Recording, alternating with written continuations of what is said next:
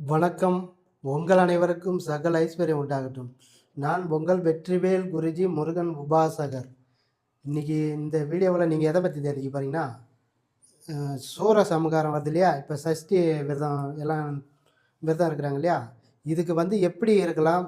இல்லை விரதம் வந்து இப்போ சாப்பாடு சாப்பிடாம இருக்கணுமா? இல்லை வந்து வேறு விதமாக இருக்கணுமான்னு நிறைய பேர் என்கிட்ட கேட்குறாங்க. எப்படின்னா, சாப்பாடு வந்து சாப்பிடாம, ஆகாரம் குடிக்காம, எதுவுமே சாப்பிடாம நம்ம விரதம் இருக்கணுமா? இல்ல வேற மாரியே எப்படின்னா இருக்கணுமான்னு கேட்குறாங்க. அதனால வந்து விளக்கமா சொல்றேன் நானு. நீங்க வந்து நான் சொல்ற மாரி வீட்ல இருந்து செய்யலாம். இது வந்து சாப்பிட்டு தான் சாப்பாடு இது பட்னியா இருந்து தான் விரதம் இருக்கணும்லாம் இல்ல அவசியம் இல்ல. முருகனுக்கு வந்து மனம் தூய்மையா இருக்கணும். மனம் வந்து நல்ல ஒரு தூய்மையா இருக்கணும். நல்ல எண்ணங்களோட, நல்ல ஒரு நிலையில வந்து நீங்க வந்து இந்த விரதத்த கடைப்பிடிக்கலாம். எப்படி பிடிக்கலான்னா இன்னைக்கு வந்து புதன்கிழமை 22ஆம் தேதி. இன்னையிலேருந்து வர திங்கட்கிழமை வரைக்கும் வந்து அந்த சூர சம்ஹாரம் முடியுது. அதுக்கு வந்து நீங்க என்ன பண்றீங்க? இப்ப இன்னையிலேருந்து விரதம் இருக்கிறீங்களா? இன்னைக்கு என்ன பண்றீங்க? காலையில எழுந்து குளிச்சுட்டு, முருகருக்கு வந்து என்ன தேவையோ நீங்க வேல் வச்சு பூஜை பண்ணாலும், இல்ல இது போல விக்கிரகம் வச்சு பூஜை பண்ணாலும், எப்படி செஞ்சாலும் நீங்க செய்யலாம். அதுக்கு ஒரு இது நெய்வேத்தியம் எதா வச்சு காலையில படைச்சிட்டு நீங்க அதோட வந்து விட்டுடலாம். விட்டுட்டு வந்து நீங்க வந்து சாப்பாடலாம். எப்படி வேணாலும் சாப்பிட்ற மாரி சாப்பிட்டுக்கலாம். ஆனா வந்து மனசுல வந்து எந்த ஒரு கெட்ட எண்ணமும் இருக்கக்கூடாது. அடுத்தவங்களுக்கு கெடுதல் பண்ணணும்னு நினைக்கக்கூடாது. இது போல வந்து நீங்க சாப்பாடு சாப்பிட்டுட்டு நீங்க விரதம் வந்து இருக்கணும்னு அவசியமே கிடையாது. இப்ப நம்ம ஆகாரம் சாப்பிடாம இருக்கணும்னு அவசியமே கிடையாது. நீங்க சாப்பிடலாம். விரதம் வந்து கண்ட்ரோலா இந்த ஒரு வாரத்துக்கு வந்து கன்டினியூவா வந்து விரதம் மட்டும் டெய்லியும் குளிக்கணும். 2 வேளை குளிக்கணும். காலையும் மாலையும் குளிக்கணும். குளிச்சுட்டு நீங்க வந்து காலையிலயும் பூஜை பண்ணணும், சாயந்திரமும் பூஜை பண்ணணும் முருகருக்கு. நீங்க வேல் வச்சு வழிபாடு செஞ்சாலும் சரி, இது போல விக்கிரகம் வச்சு செஞ்சாலும் சரி, நீங்க எப்படி வேணாலும் செய்யலாம். நீங்க வந்து படைக்கும்போது ஏதாச்சும் வந்து நெய்வேத்தியம், இல்ல ஒரு கல்கண்டு, பேரிச்சம்பழம் இது போல பஞ்சாமிர்தம் எது வேணாலும் வச்சு படைக்கலாம். படைச்சு நீங்க வந்து அடுத்தவங்களுக்கு வந்து இந்த படைக்கிற பொருள வந்து சாப்பிடுறதுக்கு குடுக்கணும். தானம் குடுக்கணும். அன்னதானம் மாரி. குடுத்துட்டு வாங்க. லாஸ்ட் அன்னைக்கு சூர சம்ஹாரம் நடக்குது இல்லையா? அன்னைக்கு மட்டும் விரதம் இருந்தா போதும். எப்படி இருக்கும்னா ஆகாரம் எதுவுமே சாப்பிடக்கூடாது. காலையில தூங்கி எழுந்தவுடனே குளிச்சிருங்க. குளிச்சுட்டு பூஜைய தொடங்குங்க. அன்னைக்கு பூரா நீங்க எதுவுமே சாப்பிடக்கூடாது. சாப்பிடாம இருந்து உங்களுக்கு என்ன கஷ்டம், என்ன பண பிரச்சனை, கடன் வந்து உங்களுக்கு அதிகமா இருக்குதா? குடும்பத்தில வந்து சண்டை சச்சரவு இல்ல பிரச்சனை மேல பிரச்சனை வருதா? குழந்தை பாக்கியம், திருமண தடை எது இருக்குதோ நீங்க வந்து வேண்டிக்கலாம். வேண்டிக்கின்னு அன்னைய நாள்ல மட்டும் அன்னைக்கு 3 வேள சாப்பாடு உண்ணாம, உணவு உண்ணாம விரதத்த வந்து கடைப்பிடிச்சுன்னு லாஸ்ட்டா வந்து சாயந்திரமா அத விரதத்த கலைக்கும்போது, நீங்க அந்த சூர சம்ஹாரம் முடியுது இல்லையா?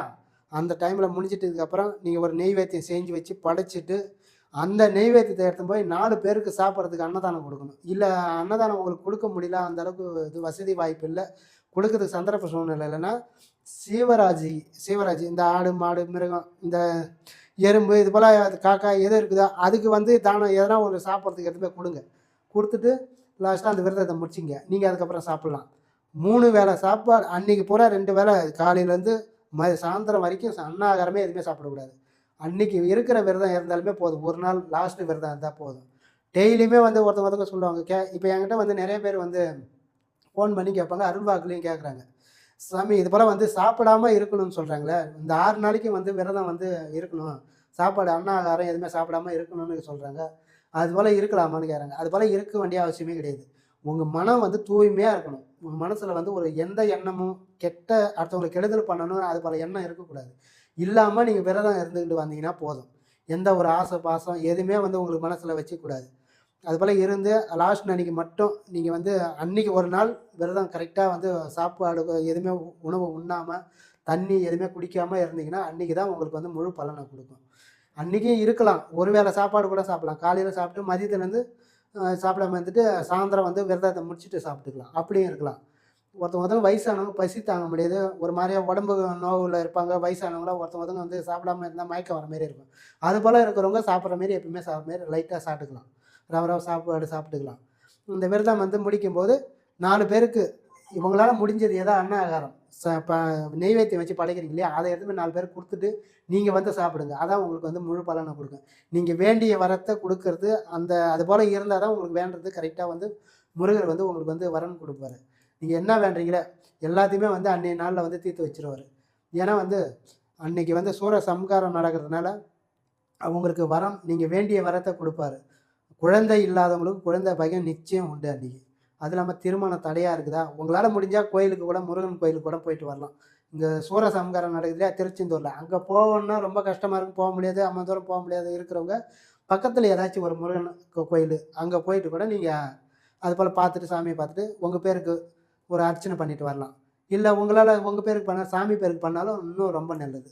முருகன் பேருக்கு முருகப்பெருமான் பேருக்கு வந்து அர்ச்சனை பண்ணிவிட்டு நீங்கள் வீட்டுக்கு வாங்க. வந்து நல்லா ஆனால் என்ன தேவையோ உங்களுக்கு வேண்டிக்கலாம். வேண்டுனீங்கன்னா உங்களுக்கு வந்து வரக்கூடிய இந்த வருஷம் போய் மறாவது வருஷம் வருது இல்லையா? அந்த வருஷம் வரைக்கும் உங்களுக்கு வந்து அதுக்குள்ளேயே உங்களுக்கு ஒரு மாற்றத்த குடுப்பாரு. நீங்க வந்து விரதம் வந்து கடுமையா இருக்கணும்லாம் கிடையாது. உங்களுக்கு எப்படி தோணுதோ அப்படிலாம் இருந்துக்கலாம். மனம் மட்டும் தூய்மையா நல்ல எண்ணத்தோட நீங்க விரதம் இருங்க. ஒருத்தவங்களுக்கு கெடுதல பண்ணணும். வேற ஒருத்தவங்க நெனச்சாலும் பரவால்ல. அடுத்தவங்க வந்து உங்களுக்கு கெடுதல் பண்ணணும்னு நெனச்சா கூட பரவால்ல. நீங்க வந்து அடுத்தவங்களுக்கு வந்து கெட்டது நினைக்கக்கூடாது. நல்லதே நினைக்கணும். நல்லதே நடக்கணும்னு நினைக்கணும். அவன் நம்மள பத்தி தப்பா நினைச்சா கூட பரவால்ல. பக்கத்துல இருக்கிறவங்க, அகத்துல இருக்கிறவங்க யாரு என்னாலும் உங்கள என்ன வேணாலும் நினைச்சாலும் பரவால்ல. நீங்க மட்டும் அடுத்தவங்கள வந்து ஒரு ஒரு மாரியா பார்க்காதீங்க. ஒரு கெட்ட எண்ணத்தோட பார்க்காதீங்க. கெடுதல் பண்ணணும்னு நினைக்காதீங்க. நல்லதே நினைங்க. அன்னைக்கு ஒரு நாள் எப்பயுமே வந்து நல்லதே நினைங்க. உங்களுக்கு வந்து எல்லாமே நல்லதே நடக்கும். முருகன் உங்களுக்கு வந்து கை குடுப்பாரு. நான் சொன்னபடி செஞ்சு உங்களுடைய வாழ்க்கையில வளம் பெற்று நலம் பெறுங்க. நன்றி, வணக்கம்.